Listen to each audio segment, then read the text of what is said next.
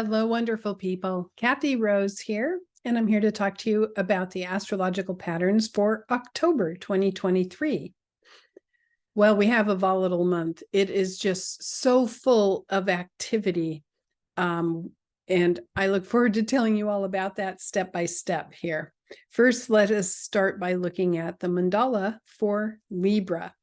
We're going to have a new moon eclipse in Libra mid-month, and understanding the energy that flows through this particular sign is going to be very important. All things related to justice and fairness and balance are going to come forward. So let's begin by looking at the themes for the month. There are two eclipses, as I mentioned, the new moon eclipse in Libra mid-month, and then an eclipse, which is a full moon in Taurus later in the month. I'll go through that with you in a moment. But just remember, when we have eclipses, it is a super heightened energy that, if it connects with your chart in particular, acts as a gigantic activator.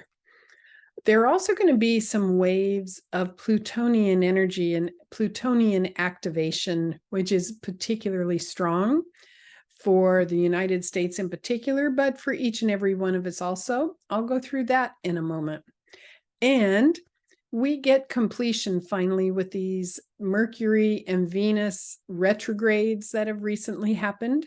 Remember, Mercury in Virgo, it started in Virgo in August and September, and it finally ends the cycle and enters Libra in early October.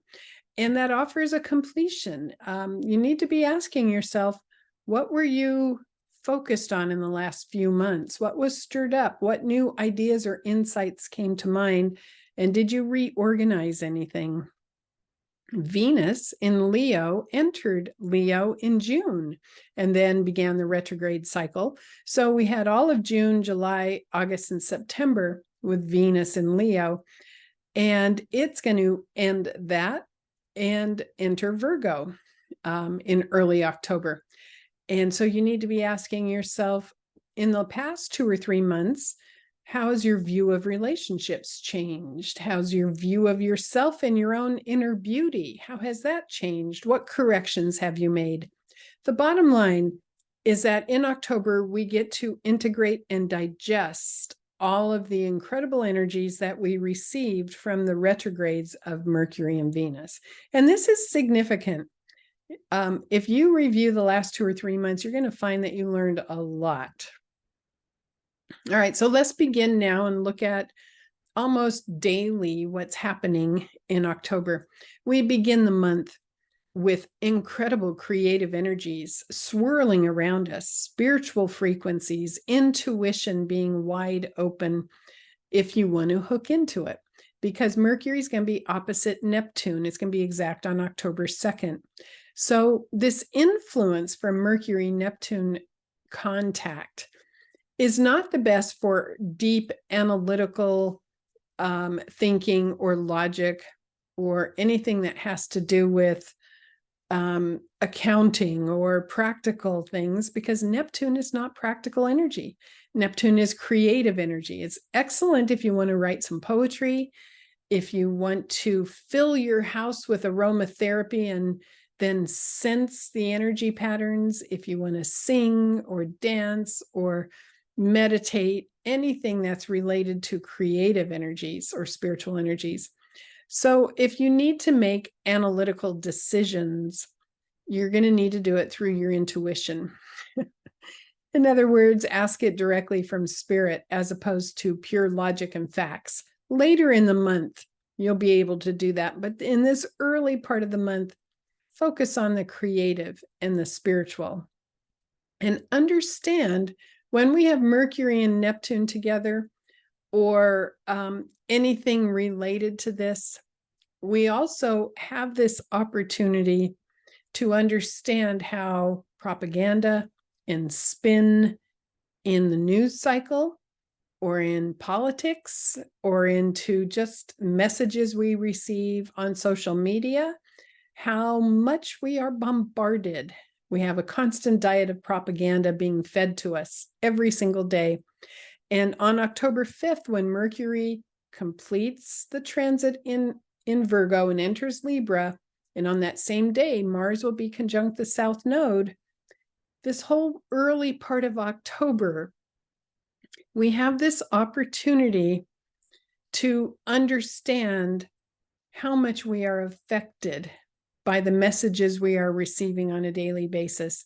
And Mars conjunct the South Node is going to be very revealing to some people, because when we have Libra, there is this connection to social energy, wanting to feel like we have a tribe, wanting to feel like we have a core group that we can connect with. When Mars conjunct the South Node is going to be very revealing in that you want to have discernment and not necessarily believe everything you hear.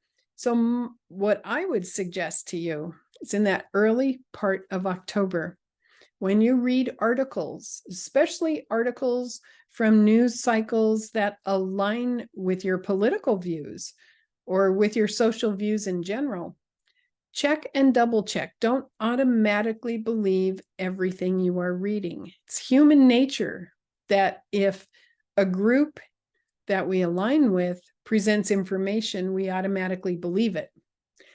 This month, the whole month of October, it's going to be important to question and understand our mindset. So when Mercury enters Libra, we are beginning that whole phase of justice and fairness and clarity in our thinking. Let me develop this more because it continues all through the month, but it gets very strong around the 8th, 9th, 10th, 11th, and 12th of October.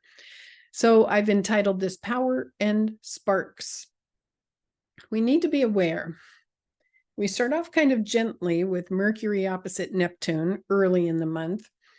But then it gets kind of sparky when we get to that second week of October, because Mars in Libra is going to square Pluto. And on that same day, Venus enters Virgo. Venus completes the transit in Leo and then enters Virgo. Very different energy for Venus. And it will be opposite Saturn.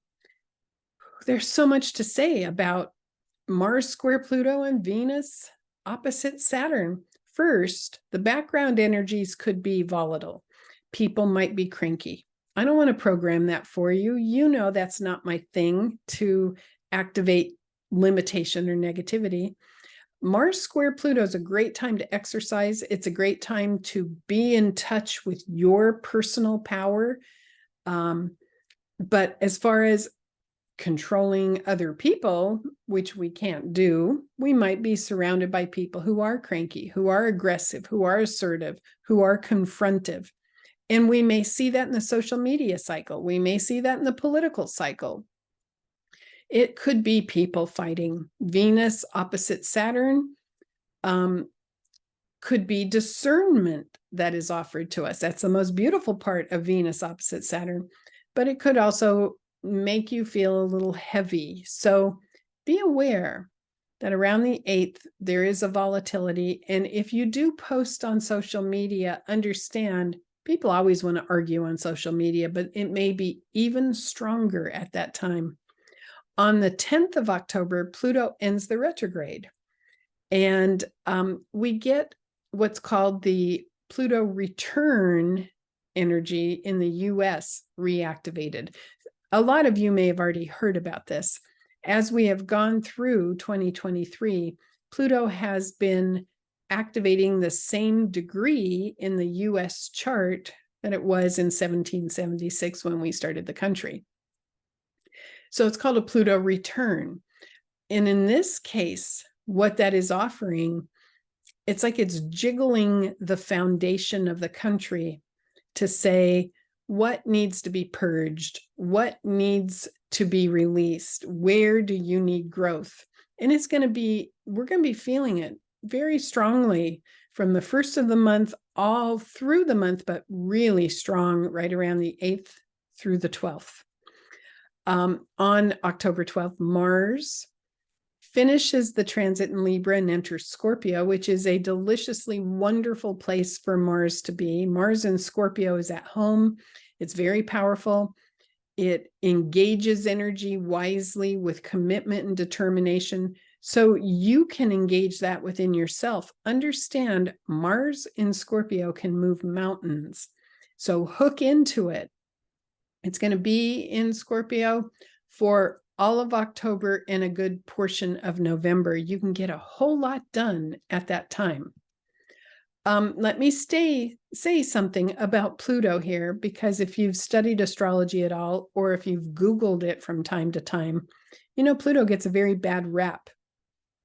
Pluto cycles tend to have scary connotations. Well, related to the US Pluto return, I want to say what it's trying to achieve is what's at the bottom of this page. Pluto assists us in recognizing and releasing what is not working. And it guides us to understand why we are stuck in unfulfilling or harmful patterns. So this is related more to what's going on in the country, the US as a nation. On a larger level, the ideals that the United States started with are needing to be re-examined and releasing what is not working. And we're going to be palpably feeling that in October because of the eclipses and several other things coming together. Be aware of this larger cycle going on and how it affects you. Which then brings me to the first eclipse on October 14th. I'm not going to show you the chart because I will be doing a separate video for this. But mid-month, we have the solar eclipse, new moon in Libra at 21 degrees. So first, you need to check your own chart. If you have any planets or angles right around 21 Libra, you're going to be super activated. And if you don't know, then you can always call and schedule a consultation, and I'll help you with that. But all things related to justice and fairness are going to be coming forward during this eclipse. There may be several examples in the world of people who engaged in unfairness or deception or abuse. And there will be a palpable wave pattern flowing through consciousness where we are desiring divine justice to prevail. There's going to be a powerful aspect structure happening during that eclipse called the Yod. And I'll go through that when I do my new moon video, but the Yod is called a finger of fate. So there are layers and layers and layers of deep and profound energies that come forward with this eclipse at 21 degree Libra. And for all of us, especially those of us living in the United States, but not only those people for the United States, we're going to be feeling this need to bring about this sense of balance in our own lives and to feel like we have some say for divine justice. So I offer to you right now the basic affirmation where you can just say, divine justice prevails in my life, period. End of story. Boom. There you go. And then more on that when I release that video. And then the second eclipse is on October 28th. It's a full moon. It's not as strong as the eclipse in Libra, but it's really potent because we're dealing with fixed signs. So as you see on screen, the sun in Scorpio opposite the moon in Taurus, which is always a very powerful place for the moon. What wants to happen here is that we engage our perseverance, our determination, and our focus to make adjustments in our life to bring about new habits. This is the most beautiful way you could use this full moon, is to say, I commit to physical action that mirrors my belief system. I commit to new habits. I commit to living and acting in the way that is in alignment with my spiritual being. Because it's not stuck in the head. It's not stuck in words. This is bringing it into the earth plane and living it. There's a volatile energy here happening during this full moon, and that is Mars in Scorpio conjunct Mercury opposite Jupiter, which speeds karma up in a way. I call it the instant karma kind of configuration, which means the universe is going to work hard to give you feedback when you are acting in alignment with your integrity and your beliefs, when you are taking action in a way that is related to your higher self. And then it'll also give you feedback when you're not.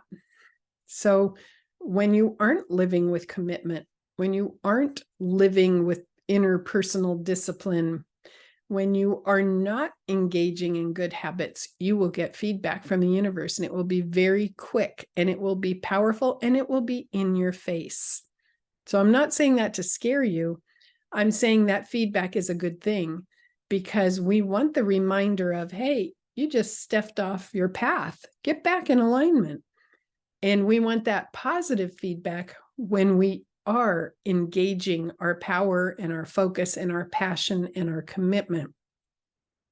So this full moon is wonderful. If you get a chance to step outside and be under the moon and feel those vibes, just at that same time, connect with your inner passion, your inner desire, and your commitment to live at the highest level. It's beautiful. And if you have planets or angles right around 5-degree fixed, then you're going to be super activated. Okay, so my final thoughts. I love this graphic. It says, be the bridge. And in a way that summarizes all of October, we're going to have many examples of potentially misuse of power. We're going to have many examples of propaganda, spin cycles, being told how we should think, what we should believe. We're going to have many examples of power being used at a beautiful level or potentially being misused. And in this period where things are a bit unstable as we are moving from one phase to another, we can be the bridge in consciousness. So the bridge offers the inner core personal place that you can stay even if there's chaos around you. You see in this picture, the waves are crashing around, the water is turbulent. Well, you can be this solid bridge that offers consistency despite what's happening in the world. The bridge is not only a solid place, but it's a secure place. It is clear and consistent no matter what. And that's, in a sense, what we get in October. Be the bridge. I like that, 3 words. And you can have that as your mantra to remind you if you are observing things being a little chaotic. So as always, I send you much love and many, many blessings as we go through this wonderful month with high activation, with examples of learning that will be direct and in our face for us all to view, and with walking with integrity and commitment as our objective. And so I look forward to seeing you at the video that I will offer, probably coming out second week of October for the new moon in Libra eclipse. In the meantime, be well, be happy, and many blessings to you. Bye for now.